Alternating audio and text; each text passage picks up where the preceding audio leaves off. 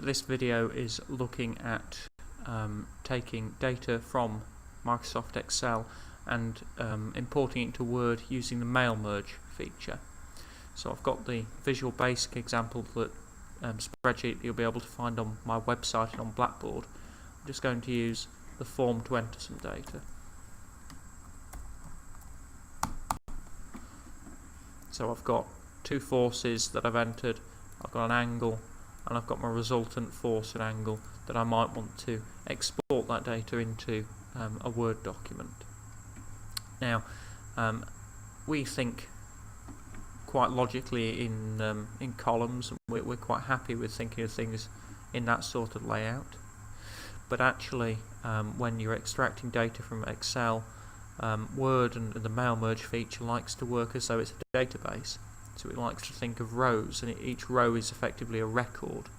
So when I'm mail merging, everything in row 1 would appear on one sheet of paper. The next sheet of paper would be, or the next record would be row 2. The next record would be row 3. So all of the data we want to appear on the same sheet has to appear in the same row. So we're interested in all of this data. So I'm going to start moving this on a second sheet. You can see I've already done it here. I've got force 1, force 2, force 2a, my resultant force, and then I've just said equals sheet 1 b1 equals sheet 2 b2, sheet 3 b3, and sheet 3 b4. So it's recording everything that's in this first sheet. And if my user form changes the data, then my sheet will update in here. But that's the Excel side of things ready, so I'll save that. Now I need to open Word. I'll need a blank document. And in Word you can see there is a Mailings tab. Now we're not going to start a new mail merge because that would allow us to enter the information directly into Word. We're going to select recipients because we already have our list of data in Excel. So we're going to use an existing list. And we're going to navigate to the place where we saved our spreadsheet. Now, one thing it's worth noting is the spreadsheet is saved as an XLSB file. So you can mail merge from a normal XLS or Excel spreadsheet, but they wouldn't be macro enabled. Now the spreadsheets that most people will be building for their coursework, and the one that I've used for my example, has macros in it. You can't mail merge from a macro enabled spreadsheet, but you can mail merge from a binary worksheet, and you can also have macros in a binary worksheet. So the choice when you're saving your spreadsheet, you want to save it as an Excel binary worksheet or XLSB.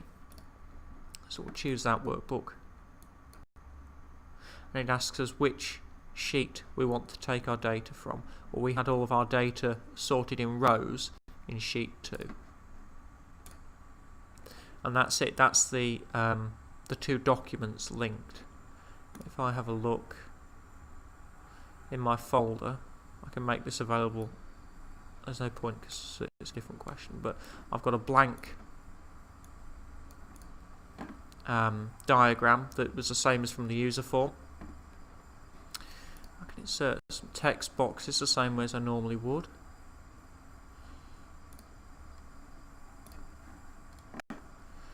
I don't want it to say F1 anymore, so I've covered over the F1, and in my mailings I can insert a merge field, and these are my top row from my worksheets. Also I want it to say F1, and you can see it says F1 in triangular brackets. I can make it slightly larger if I want to. Oops. Take away the outline of the text box so it looks like part of the diagram. I can do the same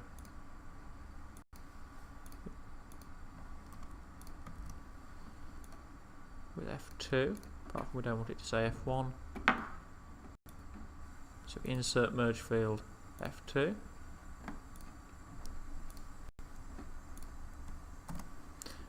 another one in there. Insert merge field F2A. And I can say underneath the diagram the resultant force for the combined effects of F1 and F2 is equal to FR, and I've inserted that merge field FR. I can put an N for newtons at the end.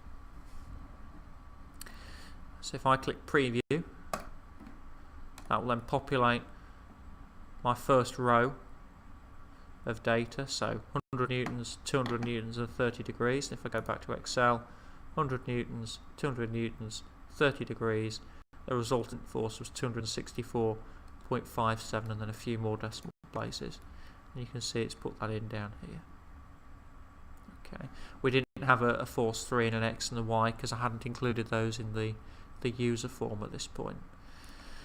The other thing that it does briefly mention is it talks about captions and things. I've mentioned those in another video, but I'll mention it again just now.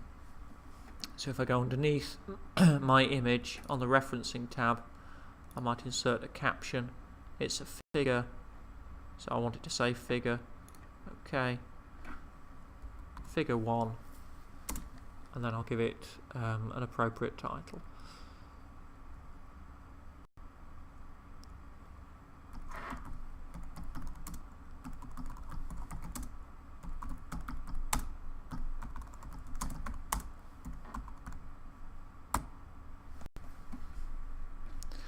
And because it's a figure, because it's a figure, I'd put that caption below the figure. If I did a table,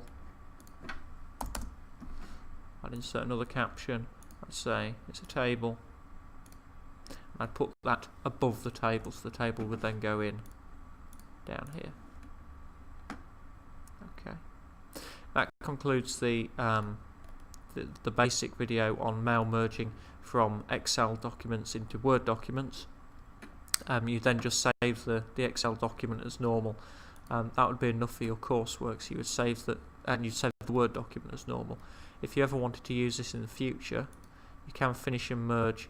You can edit individual documents, so if you had multiple rows, my spreadsheet, if I had a second row, and then a third row, and then a fourth row, so lots of different rows of forces, I could then click up here and it would be able to take me through the different options and the different data sets, if you like. I could then print individual documents, so I could print all my records, I could print just the one I'm looking at, I could print a series of records, so that might be quite useful. Or I can send them as email messages, so when you when I mark the online tests, they all get, your marks get emailed out. It's done through a mail merge document. And you can send an email message. You can have your the address as being one of the columns that you're, so one of the cells along here would be your email address. Give it a subject, and then as long as you've got an Outlook account linked to the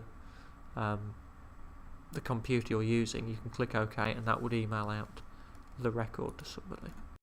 The other one last thing worthy of note is when you come to save this and submit it, you'll need to save your Word document and your binary spreadsheet into one zip folder. Now that means that your Word document and your spreadsheet will become disconnected. I will have to reconnect them. That's not a problem, you won't lose marks for that, it's something I'm expecting. But it's just to make you aware that you're not panicking that when you've zipped it, it suddenly doesn't work anymore, because you can only upload one file to turn it in for marking. So that concludes the video on mail merge.